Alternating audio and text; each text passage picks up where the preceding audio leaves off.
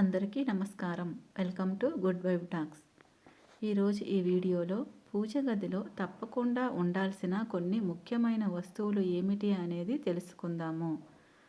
పూజ గదిలో కేవలం దేవుడి ఫోటోలు మరియు విగ్రహాలే కాకుండా కొన్ని వస్తువులు ఉంటే అద్భుత ఫలితాలు కలుగుతాయి అని పరిహార శాస్త్రంలో చెప్పారు.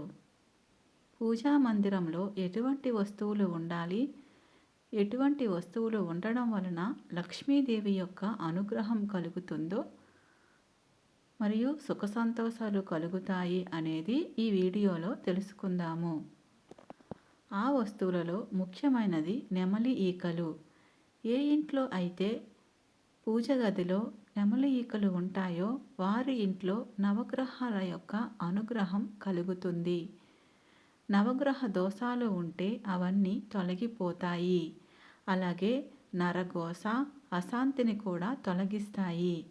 కనీసం 3 నెమలి ఈకలు పూజా మందిరంలో ఉన్నట్లు అయితే భగవంతుని యొక్క అనుగ్రహం కలిగి ఇంటికి ఉన్న నరఘోష తొలగుతుంది.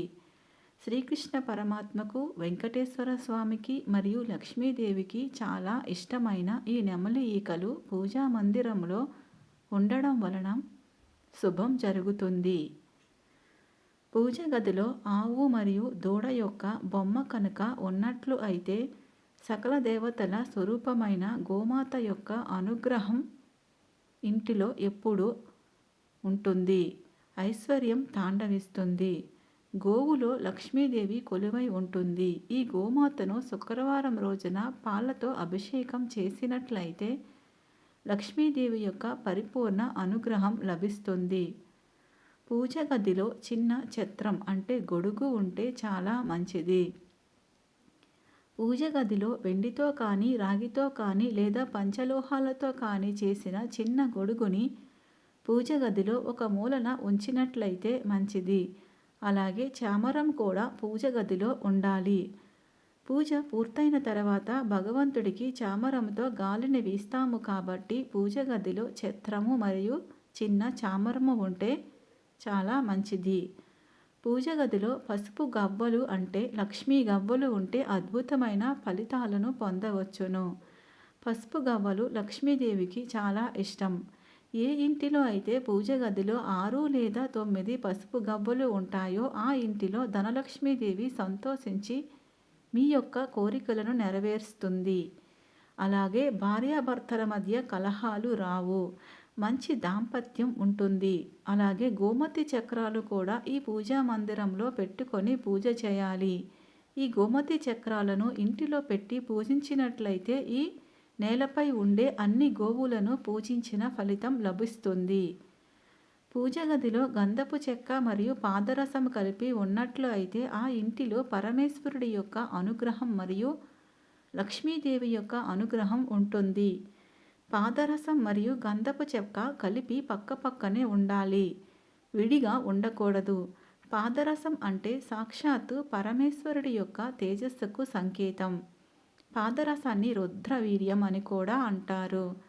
పాదరసమును మరియు గంధపు చెక్క కలిపి ఉంచినట్లయితే ఆ ఇంట్లో అష్టైశ్వర్యాలు కలుగుతాయి. ఈ రెండూ కలిపి పెట్టడం వలన ఇంటిలో డబ్బులు నిలకడగా ఉంటాయి. అలాగే పూజ గదిలో పసుపు అక్షతలు తప్పనిసరిగా ఉండాలి. పసుపు అక్షతలు అంటే లక్ష్మీదేవికి చాలా ఇష్టం. అలాగే పసుపు మరియు కుంకుమలు కూడా ఎప్పుడూ తప్పనిసరిగా అమ్మవారి పాదాల దగ్గర ఉంచాలి. లక్ష్మీదేవికి మరియు విష్ణుమూర్తికి పచ్చకర్పూరం అంటే చాలా ఇష్టం. పచ్చకర్పూరంతో విష్ణుమూర్తికి హారతి ఇచ్చిన, పచ్చకర్పూరం నైవేద్యంలో వేసి విష్ణుమూర్తికి నైవేద్యం సమర్పించిన విష్ణుమూర్తి సంతోషించి కోరిన వరాలను ఇస్తాడు. ఈ పచ్చకర్పూరంలో సువాసన భరితమైన 9 లవంగాలు మరియు 9 యాలకులు వేయాలి. ఎందుకంటే లవంగాలు మరియు యాలకులు లక్ష్మీదేవికి ఇష్టం. పచ్చకర్పూరం విష్ణుమూర్తికి ఇష్టం కనుక పచ్చకర్పూరం డబ్బాలో లవంగాలు మరియు యాలకులను వేసి పూజ గదిలో పెట్టినట్లు అయితే లక్ష్మీనారాయణుల యొక్క అనుగ్రహం మీ కుటుంబంలో ఉండే అందరిపైన పరిపూర్ణంగా ఉంటుంది. తామర గింజలు అంటే లక్ష్మీదేవికి చాలా ఇష్టం కాబట్టి కొన్ని తామర గింజలు పూజ గదిలో తప్పనిసరిగా ఉండాలి. అలాగే ఈ తామర గింజలు అమ్మవారికి చాలా ఇష్టం. ఈ తామర గింజలతో అమ్మవారిని పూజించినా లేదా ఈ గింజలను అమ్మవారి పాదాల దగ్గర ఉంచిన ప్రతిరోజు 1000 తామర పుష్పాలతో అమ్మవారిని పూజించిన ఫలితం కలుగుతుంది. అలాగే చిన్న ముత్యాల దండను లక్ష్మీదేవి యొక్క పాదాల దగ్గర ఉంచాలి. లేదా అమ్మవారి విగ్రహానికి లేదా ఫోటోకి కానీ ఆ ముత్యాల దండను వేయాలి. అలా చేస్తే లక్ష్మీదేవి యొక్క అనుగ్రహం కలుగుతుంది. అలాగే తామర పుష్పాలు అంటే వెండి లేదా బంగారు తామర పుష్పాలతో లక్ష్మీదేవి యొక్క అష్టోత్తరాన్ని చదివేటప్పుడు ఈ పుష్పాలతో పూజ చేసిన అమ్మవారి యొక్క అనుగ్రహం కలుగుతుంది. ఈ వెండి తామర పుష్పాలతో అమ్మవారి పూజ చేసిన తర్వాత ఈ పువ్వులను కడిగి మరుసటి రోజున ఈ పూలతో పూజ చేసుకోవచ్చును. ఎటువంటి పువ్వులు లేకపోయినా ఈ పువ్వులతో పూజ చేసుకోవచ్చును. దక్షిణావృత శంఖం. ఈ శంఖాలు సముద్రంలో లభిస్తాయి కాబట్టి లక్ష్మీదేవికి పుట్టిల్లు లాంటిది. ఈ శంఖాలు లక్ష్మీదేవికి సోదరుల వంటివారు. ఒక చిన్న శంఖాన్ని పూజా మందిరంలో ఉంచి పూజ చేసుకోవాలి. ఇలా చేయటం వలన లక్ష్మీదేవి యొక్క అనుగ్రహం ఉంటుంది. అయితే ఈ పూజ చేసిన శంఖాన్ని నోటితో ఊదరాదు. పూజించే శంఖాన్ని ఎంగిలి చేయరాదు. ఊదడానికి వేరే శంఖాన్ని ఉపయోగించాలి. కుబేర కొంచెం. ఈ కుబేర కొంచాన్ని ఏదైనా ఒక శుక్రవారం రోజున పంచతములో కడిగి ఒక చిన్న ప్లేటులో కుబేర కొంచెం పెట్టి అందులో గురువింద గింజలు, శ్రీఫలాన్ని, బియ్యాన్ని, ఒక బంగారు, వెండి లేదా రాగి కాసును కానీ వేసి ఈ కుబేర కొంచాన్ని లక్ష్మీదేవి యొక్క పాదాల దగ్గర ఉంచినట్లయితే లక్ష్మీదేవి యొక్క అనుగ్రహం కలుగుతుంది.